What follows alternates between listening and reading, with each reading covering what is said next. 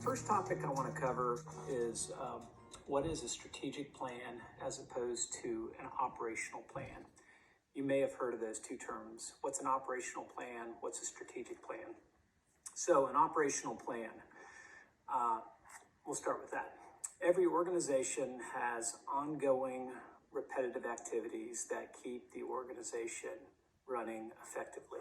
So an example within apartment life is client relations. We're always doing client relations. We have done it as far back as I think anyone can remember.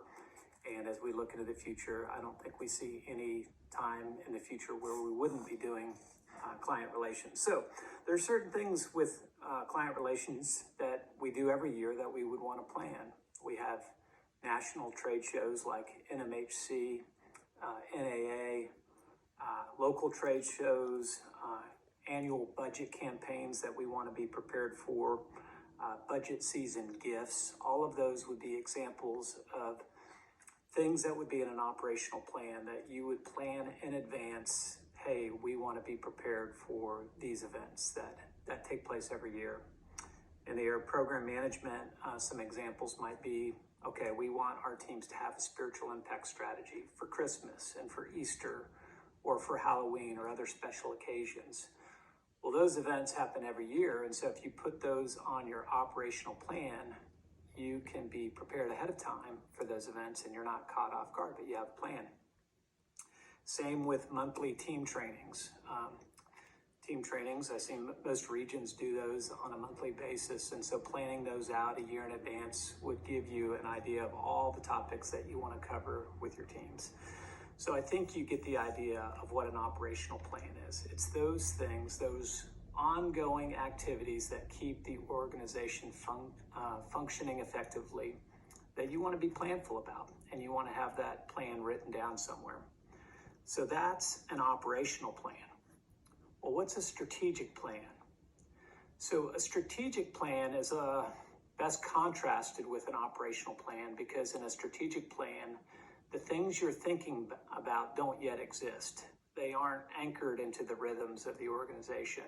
So every organization is functioning in an ever-changing environment. And if we're not growing and adapting to that environment, 5-10 years from now, we may be completely irrelevant and out of business as a result. So we always want to be looking to the future.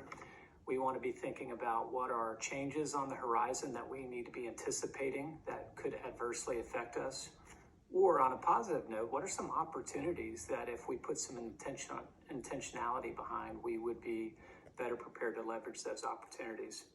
So some examples of strategic planning priorities that Apartment Life has had this year: Anchoring Excellence 2.0. We've done that a couple years in the past.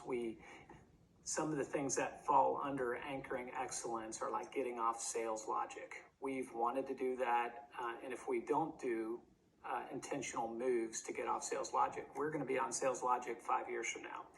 And I don't think anyone wants that. So we need to make some intentional moves to get off of sales logic. Likewise, I think we felt like some of our development of teams in the area of spiritual impact needed upgrading. And so rather than just keep doing what we were doing, we needed to develop some new training, some new rhythms. And so that also falls under Anchoring Excellence. Another great example is our strategic priority of oneness and belonging.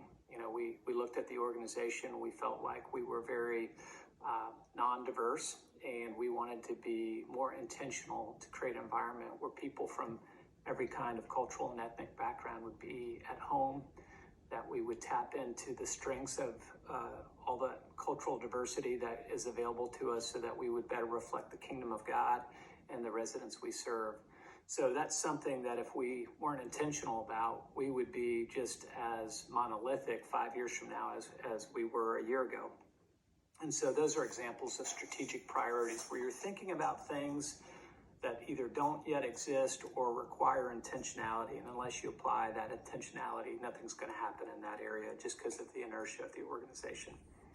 So operational plan, ongoing activities, strategic plan are those new things that you're trying to develop for the future good of the organization.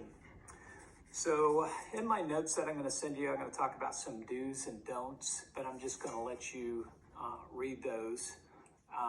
What I want to cover real quickly is the 5-step planning process that we use. And this would be good to cover with your teams if you're a regional leader or if you're a departmental leader. So what's our 5-step strategic planning process? So the first starts with the question, who are we? Who are we as an organization? And every year it's good to remind ourselves and to remind our staff who we are. That is, what is our mission? What are our vision? What's our vision and our values? So in the first step, who are we? We're just really reminding ourselves about our mission, vision, and values. So we exist to radically transform lives and apartment communities by making Christ known. We also have a 50-year vision where we want to be able to serve any church or apartment community in the world. And we've got some very concrete 10-year goals where we want to be serving 1 million plus residents every year on 1,000 communities through new modes of service. And some other things like expanding to the least evangelized portions of the United States, beginning to expand internationally, and developing $10 million towards an endowment. So that would be the 50-year and the 10-year. So with your teams, you just want to, before you really launch into